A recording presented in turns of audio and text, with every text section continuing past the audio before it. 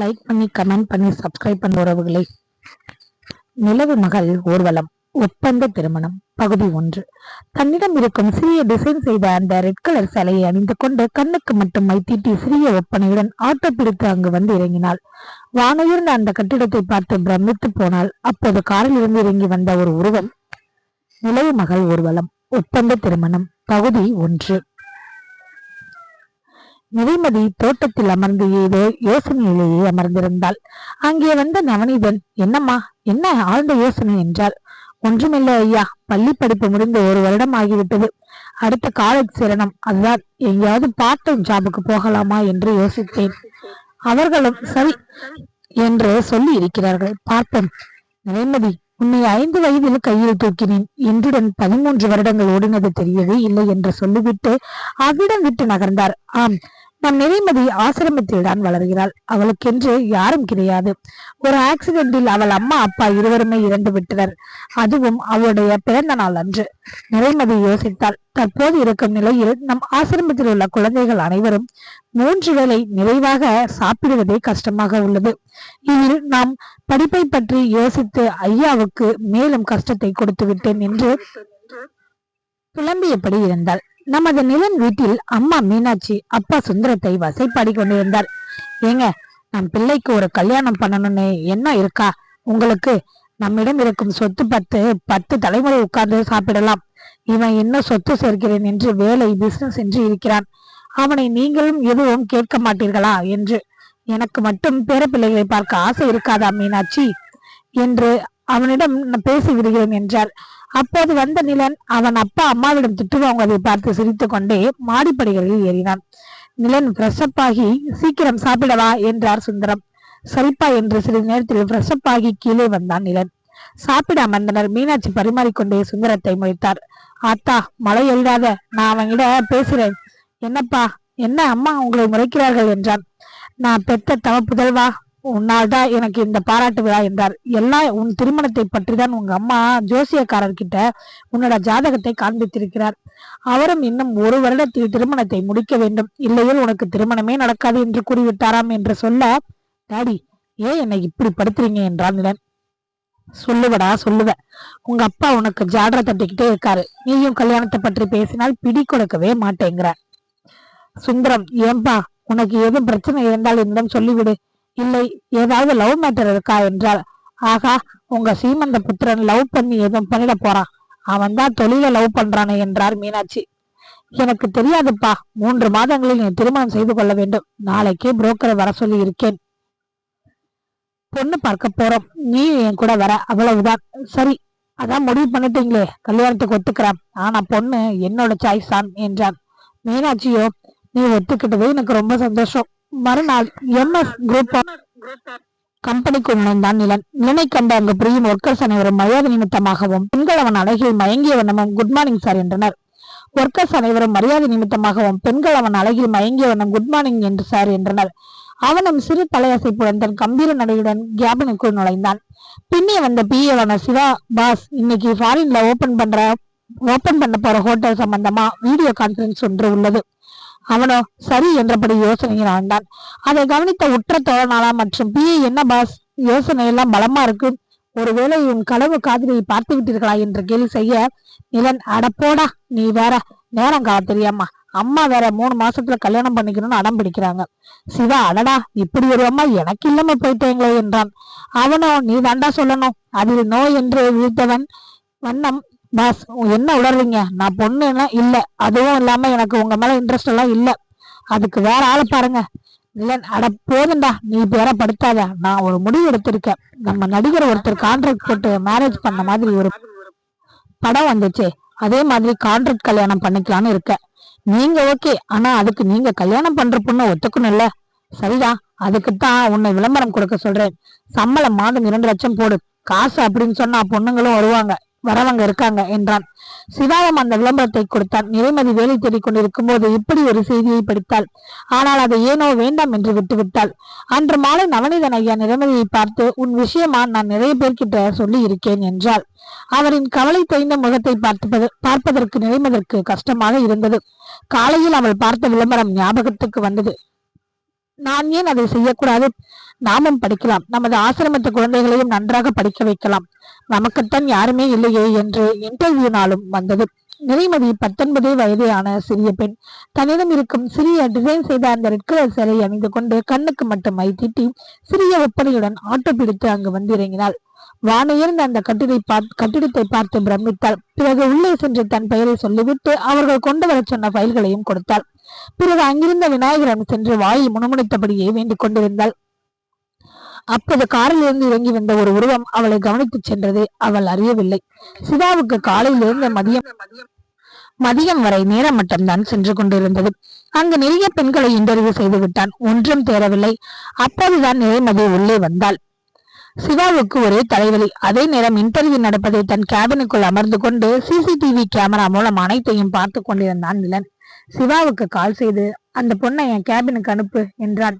அவனுக்கோ அப்பா தலைவலி விட்டது என நினைத்து நிறைமதியை நிலன் கேபினுக்கு அனுப்பி வைத்தான். அவன் கேபினுக்குள் சற்று பயத்துடனே உள்ளே சென்றாள். அமருங்கள் என்றான் நிலன். உங்கள் பெயர் என்ன என்றான். நிறைமதி. நிலன் நிறைமதி, பெயர் பொருத்தமே நன்றாக இருக்கிறது என்று உள்ளுக்குள் சொல்லிக் கொண்டான். இவ்வளவு சிறிய வயதில் ஏன் இந்த வேலையை தேர்வு செய்தீர்கள் என்றான். அவளும் தன்னுடைய நிலைமையை விளக்கிச் சொன்னாள். இவ்வளவு சிறிய வயதில் இப்படி ஒரு நல்ல மனது, நல்ல எண்ணங்கள் என்று பெருமையுடன் பார்த்தான். இந்த திருமணத்தில் 3 கண்டிஷன்கள் உள்ளது. இது ஒரு பொம்மை கல்யாணம் மட்டுமே.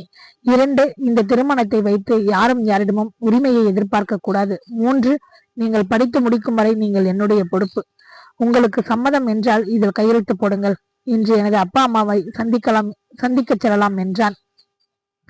அவளும் சரி என்று கையெழுத்து போட்டாள். சரி வாருங்கள், எங்கள் வீட்டுக்கு சென்று என்று அழைத்து சென்றான். போகும் வழியில் அவளிடம் எப்படி நடந்து கொள்ள வேண்டும் என்று விளக்கி கொண்டு சென்றான். அப்புறம் என் அப்பா அம்மாவுக்கு இது ஒரு கான்ட்ராக்ட் மேரேஜ் என்று தெரியக்கூடாது. நாம் அவர்கள் முன்பு நிஜ கணவன் மனைவி மாதிரி நடிக்க வேண்டும் என்றான். வீட்டை அடைவதற்குள் சிவா மீனாட்சிக்கு போன் செய்து உங்கள் மகன் உங்கள் மருமகளுடன் வருகிறான் என்று சொல்லிவிட்டான். அவ்வளவுதான். மீனாட்சி சந்தோஷத்தில் தலைக்கால் புரியாமல் அவர் வீட்டுக்காரரிடம் பெருமை பேசிக் கொண்டிருந்தாள். கார் வந்து நின்றது. நிலனும் நிறைமதியும் கீழே இறங்கினார்கள். அதற்குள் மீனாட்சி கையில் ஆரத்தி தட்டுடன் வந்து நின்றாள். என்னம்மா இது? எதுக்கு இப்படி ஒரு வரவேற்பு? இது உனக்கில்லடா, இது என் மருமகளுக்கு. முறைப்படி வீட்டுக்கு அழைக்க வேண்டும் அல்லவா? அதுவும் முதலில் வருகிறாள். மகாலட்சுமி மாதிரி இருக்காடா என்று ஆரத்தி சுற்றிவிட்டு பொட்டு வைத்து வீட்டிற்குள் அழைத்துச் சென்றாள். சுந்தரத்திற்கு எல்லையில்லா மகிழ்ச்சி. இப்படி ஒரு மகாலட்சுமிக்காகத்தான் நான் இத்தனை நாளா நாம் காக்க வைத்திருக்கிறான் மகன் என்று பெருமைப்பட்டார். நிறைமதியை அவர்களிடம் விட்டுவிட்டு மாடிப்படி ஏறி அவன் ரூமுக்கு சென்றான். மீனாட்சி அம்மா சுந்தரமும் நிறைமதியுடன் நன்றாக பழகினார்கள். பாசம் மழை பொழிந்தார்கள். நிலன் பிரசப்பாகி கீழே இறங்கி வரும்போது இவற்றை எல்லாம் கவனித்துக் கொண்டு வந்தான். என்னடா, என் மருமகளுக்கு வீட்டை சுற்றி காட்டணும், நீ கொஞ்சம் தள்ளிப்போ என்றார். மீனாட்சி, அனைவரும் ஒன்று கூடி விட்டனர். நம் நிலைமைதான் கஷ்டம் என்று நினைத்தான் நிலன். அதை வாயிட்டும் கேட்டுவிட்டான். அவர்களோ இனிமேல் இப்படித்தான் என்றனர். நிறைமதி நிலனுக்கு கஞ்சாடை காட்ட புரிந்து கொண்டான். அவன் அப்பா அம்மாவிடம் லேட் ஆயிடுச்சுமா, நான் நிறைமதியை கொண்டு வீட்டில் வருகிறேன். மீனாட்சிக்கும் சுந்தரத்துக்கும் மனசு கஷ்டமாக இருந்தது. அதை புரிந்து கொண்ட நிறைமதி, கூடிய சீக்கிரத்தில் இங்கேயே வரப்போகிறேன் மாமா என்றால். அவர்களும் சந்தோஷமாக வழி அனுப்பி வைத்தனர். கூட்டிட்டு போ என் மருமகளை என்றார் மீனாட்சி. அவனும் சரி என்று தலையாட்டி விட்டு அங்கிருந்து கிளம்பினான். இங்கே ஆசிரமத்தில் நிறைமதியின் தாமதத்தை எண்ணி நவனிதன் வழியை பார்த்து கொண்டிருந்தார். வரும் வழியில் நிறைமதி யோசனையுடன் காணப்பட்டாள். அவளின் முகமும் கண்களும் நிலனுக்கு காட்டிக் கொடுத்தது. என்ன ஆழ்ந்த யோசனை என்றான். இல்ல, உங்க அப்பா அம்மாவை ஏன் நீங்க இப்படி ஏமாற்ற வேண்டும்? எனக்கு தொழிலில் நிறைய முன்னேற வேண்டும். அதனால்தான் நீங்கள் அக்ரிமெண்டை சரியாக படிக்கவில்லையா? அதில் கடைசி பாயிண்ட் நாம் இருவரும் பிடித்திருந்தால் சேர்ந்து வாழலாம் என்று இருந்தது. நானும் படித்தேன். இருந்தாலும் அதற்குள் கார் சடன் பிரேக் அடித்து நின்றது. கார் ஆசிரமத்தின் முன்பு நின்றது. நவனிதன், யார் இந்த காரில் இவ்வளவு விலை உயர்ந்த காரில் இருந்து வந்து இறங்கியது? காரில் இருந்து நிறைமதி வெளியே இறங்கினாள். கூடவே நிலனும் இறங்கினான். நிலன் நவனிதனிடம் பேச ஆரம்பித்தான். ஐயா, நான் உங்கள் நிறைமதியை திருமணம் செய்ய ஆசைப்படுகிறேன் என்று. நவனிதன் நிறைமதியை முறைத்து பார்த்தார். நிறைமதி எதுவும் சொல்லாமல் உள்ளே சென்றால், நான் உங்களை காலையில் வந்து சந்திக்கிறேன் என்று சொல்லிவிட்டு நிலனும் கிளம்பி விட்டான். நிறைமதிக்கு தான் உள்ளுக்குள் ஏதோ ஒரு பயம் தோன்றியது. நவநீதனும் அவளிடம் வேறு எதுவுமே பேசவும் இல்லை, எந்த கேள்வியும் கேட்கவும் இல்லை. மனது வலித்தது நிறைமதிக்கு. அடுத்த நாள் காலையில் தூக்கத்திலிருந்து 5 மணிக்கு விழித்தாள் நிறைமதி. வெளியில் ஏதோ பேச்சு குரல் கேட்டது. என்ன இது, நிழல் குரல் மாதிரி இருக்க? சேச்சே, இருக்காது. இது ஒரு கான்ட்ராக்ட் மேரேஜ். இதற்கு போய் இவ்வளவு முக்கியத்துவம் கொடுத்து அவர் இங்கு இந்த நேரத்திற்கு வருவாரா என்று யோசித்தாள். பின் பிரஷப் ஆகி வெளியில் வந்து முகத்தை துடைத்துக் கொண்டு பொட்டை சரி செய்தாள். தினமும் கந்தசஷ்டி பாடுவது அவளது வழக்கம். அதை பாடி முடித்து விளக்கேற்றி விட்டுக் கொண்டிருந்தாள். இதை கேட்டு, என்ன மேடம், என்ன செய்கிறீர்கள் என்று நிலவின் குரல் கேட்டது. திடுக்கிட்டு திரும்பினாள். நீங்கள் இவ்வளவு காலையில் இங்கு எப்படி என கேள்வி கேட்கும் போதே கேள்வியாக கேட்டுக்கொண்டிருக்கிறீர்கள் என்றான். சரி, நான் நவநீதன் ஐயாவிடம் அனைத்தையும் பேசிவிட்டேன் என்றான். உங்களுக்கு அறிவு இருக்கிறதா? ஆள் வேண்டா மட்டும் போதாது, ஏன் இப்படி செய்தீர்கள்? எவ்வளவு பெரிய பிசினஸ்மேன், இது கூடவா உங்களுக்கு தெரியாது? ஐயாவிடம் அனைத்தையும் கூறிவிட்டேன் என்கிறீர்கள். எப்படி திருமணத்திற்கு அவர் சம்மதிப்பார்? இது கான்ட்ராக்ட் மேரேஜ் என்று எப்படி நீங்கள் அவரிடம் சொன்னீர்கள்? அப்போது அங்க வந்த நவனிதம் என்னவாயிற்று, ஏன் இப்படி கோபமாக பேசுகிறாய் என்றார். நிலன் சற்று முந்திக் கொண்டு, ஐயா, அது ஒன்றுமில்லை, இவ்வளவு காலையில் இங்கு ஏன் வந்தீர்கள் என்று கோபப்படுகிறாள் என்றார். எனது அவளா என்ற மனதுக்குள் முன்மொத்தவள் நிலைமதி. நவனிதன் மரியாதை இரண்டு ஒரு வார்த்தைகள் பேசிவிட்டு அவரிடம் விட்டு சென்றார். நிலன் நிறைமதியை மறைத்து பார்த்தான். கோபத்தில் உனக்கு என்ன? என்னை பார்த்தால் எப்படி தெரிகிறது? நான் என்ன அவ்வளவு முட்டாளா? என்னை பார்த்தால் ஒர்க்கர்ஸ் எப்படி நடுங்குவார்கள் தெரியுமா? என்னவோ உனக்கு ஒருத்திக்கு மட்டும்தான் மூளை இருப்பது போல் பேசுகிறாய். இது கான்ட்ராக்ட் மேரேஜ் என்பது உனக்கும் எனக்கு மட்டுமே தெரியும். ஐயாவிடம் நான் அதை பற்றி சொல்லவில்லை.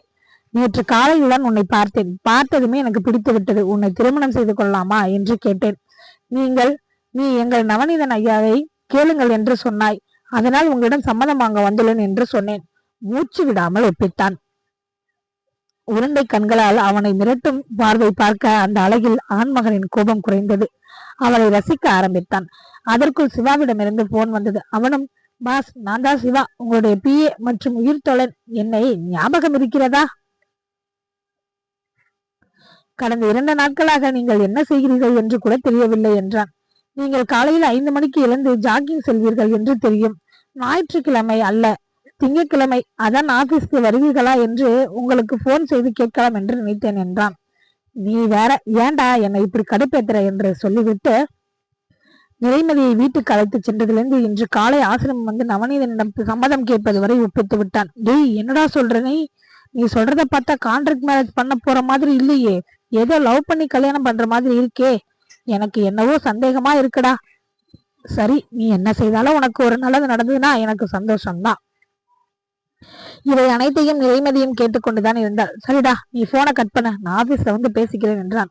நிறைமதியிடம் திரும்ப அவள் ஏதோ யோசனையில் இருந்தாள். என்ன மேடம், மறுபடியும் யோசனையா என்றான். இல்லை, அது ஒன்றுமில்லை என சமாளித்தாள். சிவா சொல்வது போல இவன் நடந்து கொள்வது சரியில்லை. தான் சொல்வது என்னவோ கான்ட்ராக்ட் மேரேஜ் தான், நடப்பது என்னவோ அப்படி இல்லை. சரி, பார்த்துக் கொள்வோம் என்று மனதில் நினைத்தான். இவள் நினைப்பதை அறிந்தவன் போல, மேடம், இது கான்ட்ராக்ட் மேரேஜ் தான் என்றான். இவன் எப்படி நம் மனதில் இருப்பதை அறிந்து கொள்கிறான் என நினைத்தாள். அது அப்படித்தான் என்றான். போச்சுடா என்றாள். சரி, நான் வருகிறேன் என்று விடை பெற்று வீட்டை அடைந்தான். அதற்குள் மீனாட்சி ஆரம்பித்திருந்தார். என்னடா, என் மருமகளை எப்போது வீட்டுக்கு அழைத்து வரப் போகிறாய் என்று கேட்டார். தொடரும் உறவுகளை லைக் பண்ணி, சப்ஸ்கிரைப் பண்ணி, கமெண்ட் பண்ணுங்க உறவுகளை.